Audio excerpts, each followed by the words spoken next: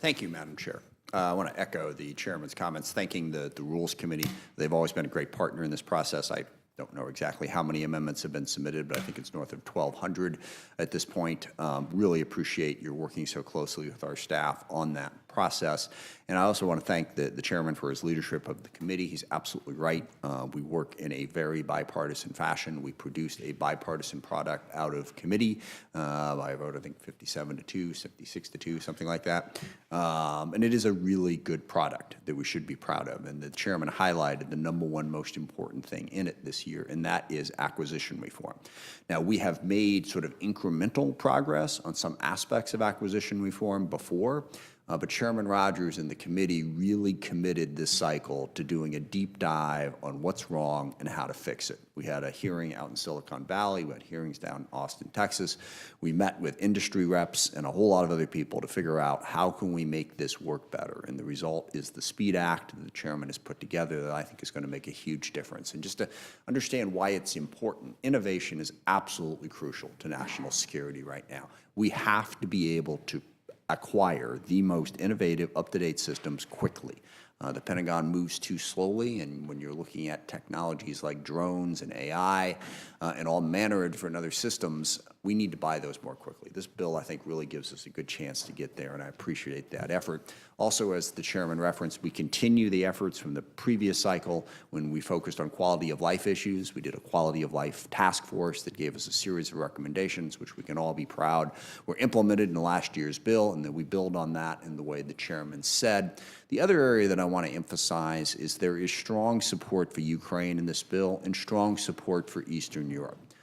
We have $400 million in USAI for Ukraine specifically, and also we reinforce the support for the Baltic nations with the Baltic Defense Initiative by putting money in there specifically for that. I think it is an enormous mistake by the Trump administration to signal that they are going to cut those funds and to have raised so many questions about our continuing support to Ukraine. Showing weakness to Vladimir Putin is not the way to end this war. We need to support Ukraine. That is what will force Putin to the bargaining table and end this war, and I think this bill reflects those priorities.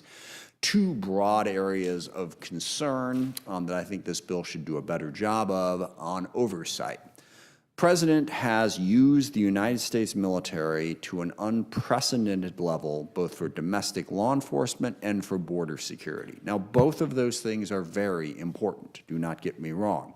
But the United States military has a very specific mission to defend ourselves against our foreign adversaries. The billions and billions of dollars that are being spent on the border, a border that I must emphasize that the President says is secure right now. And I happen to agree with him on that point. So why are we spending billions and billions of more dollars, both on military construction and on the use of our troops' time in that mission, while undermining our mission to deter ourselves against adversaries like Russia, Iran, and North Korea, and competitors like China? I think that is misplaced. I think we need to place more emphasis on that. And also the President's use of the military for domestic law enforcement is shocking and alarming. It should be shocking and alarming to everybody in Congress. The Posse Comitatus law is there for a reason. This is being violated. And then when it comes to expanding the authority of DOD, the President has apparently unilaterally declared war on every drug cartel in the world. What is that going to drag us into? What is the justification for the attack that happened in the Caribbean just last week? We have not heard it yet. I think this is a dangerous expansion that undermines Congress, but also places the country at jeopardy. Other area of concern is on the culture war issue. We have fought through this with culture wars on the left that I didn't agree with, and a culture war on the right now that I don't agree with. Efforts to rename the bases back to the names for Confederate generals. The purging of some 24,000 images that showed diversity, equity, and inclusion, which I love the example that they actually purged briefly pictures of the Enola Gay because they were trying to ban the word gay. First of all, that's kind of stupid because, you know, it's the Enola Gay, it means something different. But second of all, why are we wasting time trying to get rid of the word gay in the first place, even based on the other meaning? That does not advance the interests of the warfighter or get us to the point where we're going to meet our national security needs. I also think we need to exercise oversight over the DOGE process and the reform efforts. Too much of that seemed to be focused primarily on breaking the government, making it not work, and also on making sure that personal loyalty to President Trump was the only thing that mattered. We fired all of the inspector generals, all of the judge advocate generals, all of the people who are supposed to exercise independent oversight, not to mention the dozen or so generals who were fired based on apparently the whims of Laura Loomer.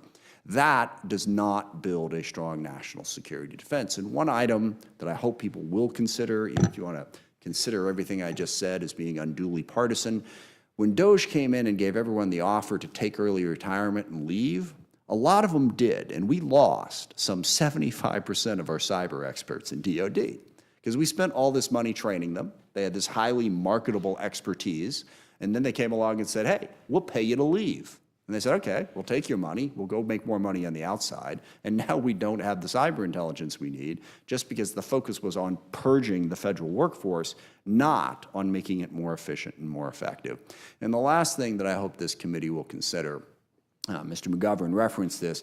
In the rules process last year, the committee wound up ruling in order all manner of different extreme right-wing amendments that fundamentally broke the bipartisan nature of the bill.